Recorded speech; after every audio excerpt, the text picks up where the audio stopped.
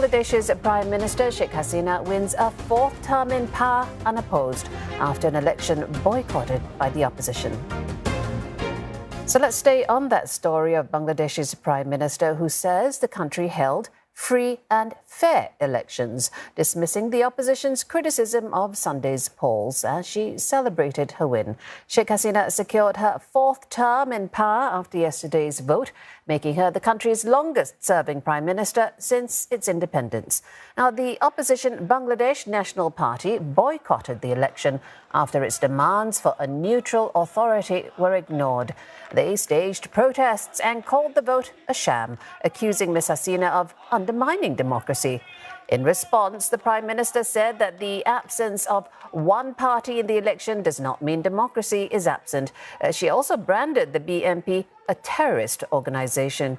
The Election Commission said Ms Hasina's ruling Awami League party had won 223 out of 229 seats. Her party faced almost no effective rivals.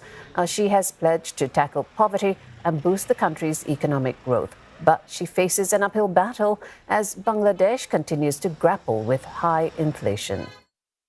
আমরা চাইতেছি নিত্যপণ্যের এবং দেশের জিনিসপত্রের দাম কমানো যাতে আমাদের গরিব মানুষের ক্রয় ক্ষমতার ভিতরে থাকে সেটাই আমরা চাই কোনো গ্যাঞ্জাম মারামারি বা কোনো হানাহানি এই ধরনের যাতে কোনো সমস্যা না হয় আমরা শান্তি চাই For more, Priyata Brajabasi reports live to us from New Delhi. Priyata, we saw a very robust opposition from Sheikh Hasina just moments ago on those allegations that the elections were undemocratic and could give rise to a one-party rule in the country.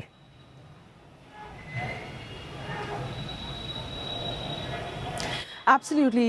These elections in Bangladesh are being seen as one of the most controversial elections to have been held in the country since its inception.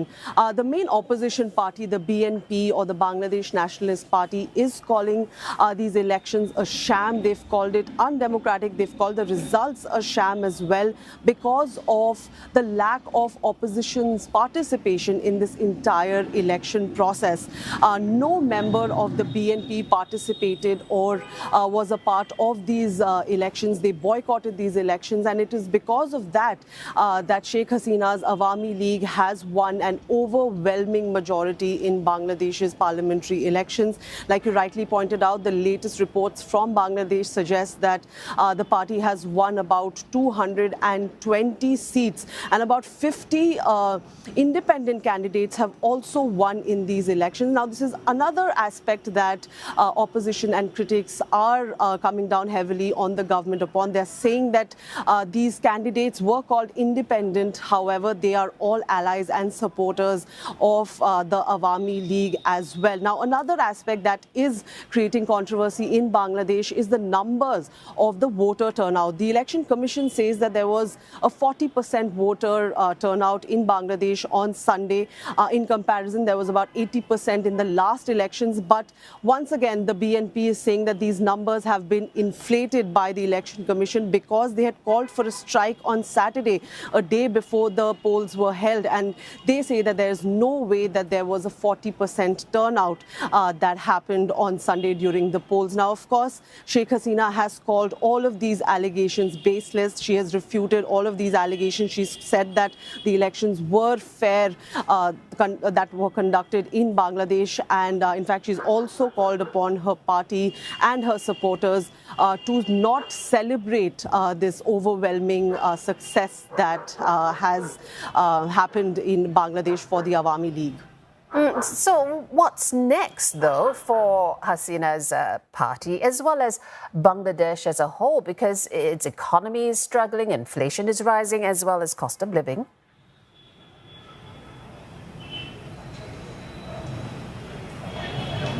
Absolutely. However, her supporters say that Sheikh Hasina, because of her 4 consecutive terms, has been able to bring some amount of political and economic stability in Bangladesh. Of course, Bangladesh's economy has struggled over the last few decades. It was one of the poorest countries in Asia. However, last year's numbers suggest that Bangladesh's GDP was higher than India's as well. And her supporters say that she has been able to bring bring some amount of stability. However, more and more instances, such incidents where her government is coming into question because there are instances of crackdown against anti-government voices. Her government is seeing a lot of criticism, not just in the country, but from the West as well. Now, the future of her party is also something that is being it is coming into question, because when her term ends, she will be 81 years old, and without any successor in sight, political analysts are questioning who will succeed her and what will be the future of her party, Awami League. For putting context to those results, many thanks to Priyata Brajabasi reporting live from New Delhi.